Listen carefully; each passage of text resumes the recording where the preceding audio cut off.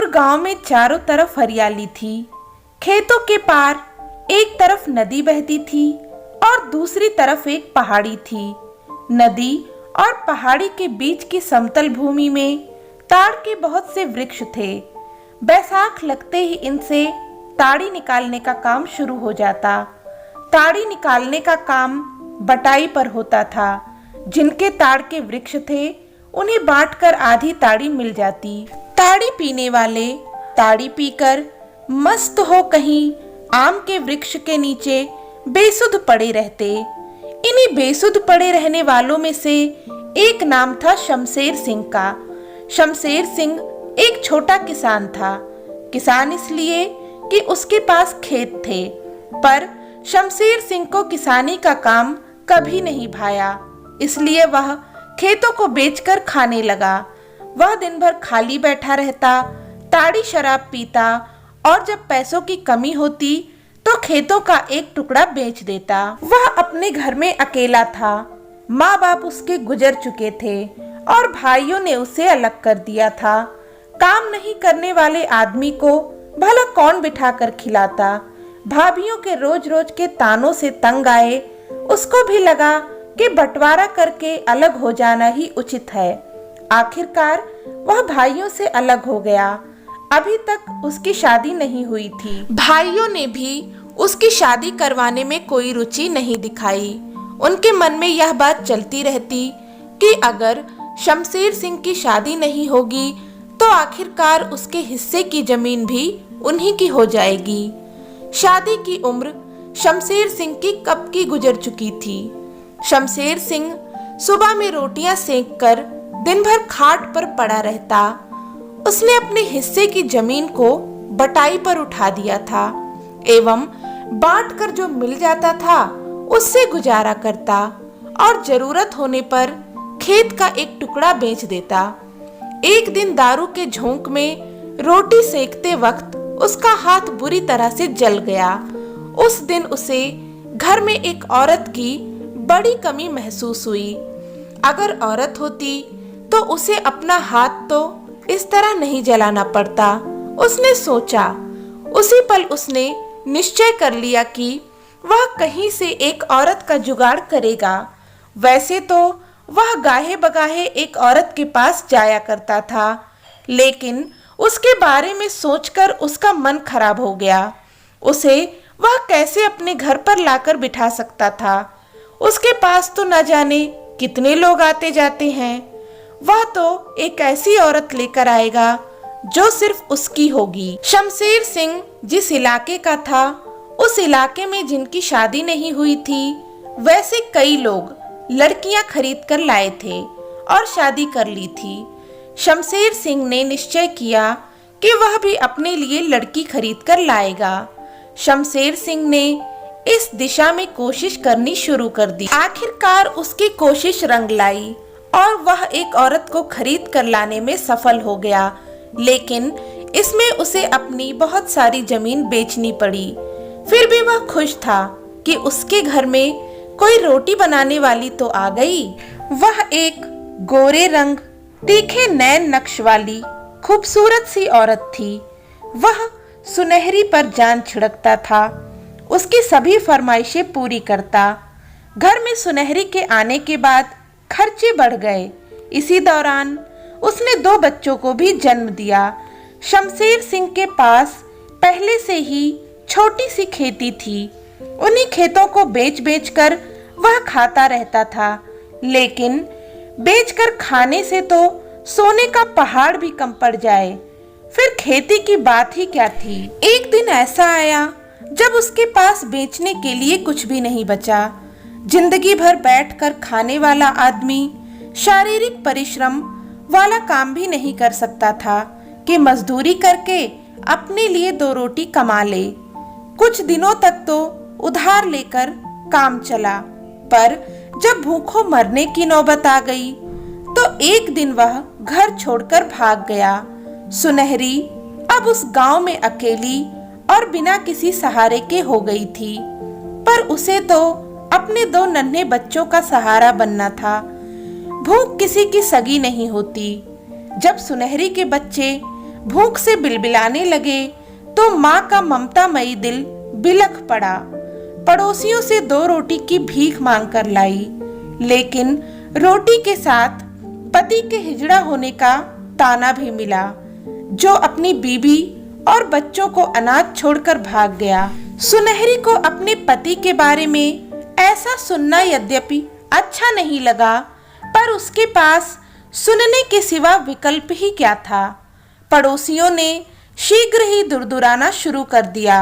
अब क्या करे, सुनहरी सोचती, कभी विचार करती कि कुएं में कूदकर जान दे दे, लेकिन बच्चों का ख्याल उसके पैर रोक लेता। कभी विचारती कि बच्चों समेत कुएं में कूद जाए, फिर सोचती कि आखिर बच्चों की जान लेने का अधिकार उसे कैसे है, तो फिर वह क्या करे। वह खरीद कर लाई गई थी, इसलिए माँ बाप और मायके का संबंध तो कब का टूट गया था। एक दिन रिश्ते का भतीजा थोड़ा सा चावल लेकर आया। सुनहरी को जीवन की थोड़ी आशा बंधी, परंतु एक हाथ से चावल देते हुए दूसरे हाथ से उसने सुनहरी का हाथ पकड़ लिया। ये क्या करते हैं बाबू, मैं आपके माँ जैसी हूँ, सुनहरी ने हड़बड़ा कर कहा। भतीजा तो वहां से चला गया, पर एक शाम के भात की आस भी चली गई। एक दिन सांझ की बेला में उसकी भूख अपने चरम बिंदु पर पहुंचने लगी। उसे लगा कि उसका प्राण गले में आकर अटक गया है। बेटे भूख से बेसुध खटिया पर पड़े थे। सुबह से उन्हें पानी पिलाकर फुसला रही थी, पर पानी पिलाकर बच्चे तो फुसल जाते हैं, भूख को फुसलाना संभव नहीं। शाम के धुंधलके में सुनहरी बच्चों को लिए घर छोड़कर यह सोचकर निकल पड़ी कि या तो बाहर निकलकर रोटी का इंतजाम करेगी या बच्चों के साथ कहीं जान दे देगी। रास्ते में उसके बड़े बेटे ने बड़े ही भोलेपन से पूछा, माँ तुम जादू से रोटी नहीं बना सकती? इस बात पर सुनहरी की आंखें भर आईं। काश बेटे मैं बना पाती। अगर मैं जादू से कुछ भी बना पाती तो तुम्हें भूखा नहीं रहने देती मेरे बच्चे। सुनहरी ने उसके सिर पर हाथ फेरते हुए कहा। सुनहरी के गांव से निकटवर्ती कस्बे की दूरी 4 किलोमीटर थी। भूख से बेहाल सुनहरी कस्बे के बस स्टैंड तक पहुंचते पहुंचते निढाल हो गई। सड़क के किनारे लगे नल से पानी पीकर वह वहीं एक झोपड़ी नुमा होटल के बाहर कटे वृक्ष की तरह गिर गई। रात का धुंधलका गहराने लगा था। छोटे से कस्बे से इस समय किसी भी सवारी गाड़ी के खुलने की अब कोई संभावना नहीं थी। थोड़ी देर में जब उसने जरा होश संभाला तो देखा कि बच्चे भूख से बिलख रहे हैं। छोटा वाला तो एकदम अधमरा सा हो गया है। वह रो भी नहीं पा रहा था। उसकी आंखें उलटने लगी थीं। सुनहरी ने साहस करके होटल वाले से कहा, भैया एक रोटी दे दो, बच्चे को खिलाना है। पैसे हैं? होटल वाले ने पूछा। पैसे तो नहीं है भैया, उसने कहा। पैसे नहीं है तो रोटी क्या मुफ्त में मिलती है? चल भाग यहाँ से, होटल वाला घुड़का। बच्चा मर जाएगा भैया, रोटी दे दो, बदले में तुम जो कहोगे मैं तुम्हारा काम कर दूंगी, उसने कहा। अच्छा तो पहले काम कर दे, फिर रोटी लेना, होटल वाले ने उसकी ओर देखते हुए कहा। क्या काम है भैया, बोलो, उसने मुंह से मरियल सी आवाज निकाली। बच्चे को इधर चौकी पर रखो और अंदर आओ।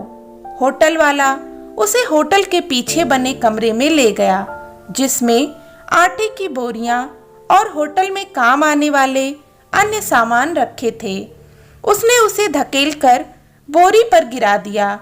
कई दिनों की भूखी सुनहरी लाश की तरह बोरे पर लुढ़क कर नीचे गिर गई। होटल वाले ने उसे उठाकर फिर से बोरी पर रखा। ठीक से बैठ, होटल वाला घुड़का। क्या करना है भैया, उसने मिमियाते हुए पूछा। आरती उतारनी है तेरी, टाइम मत खराब कर। रोटी चाहिए तो जल्दी कर। ऐसा न करो भैया, कोई और काम करवा लो, मैं जूठे बर्तन धो दूंगी।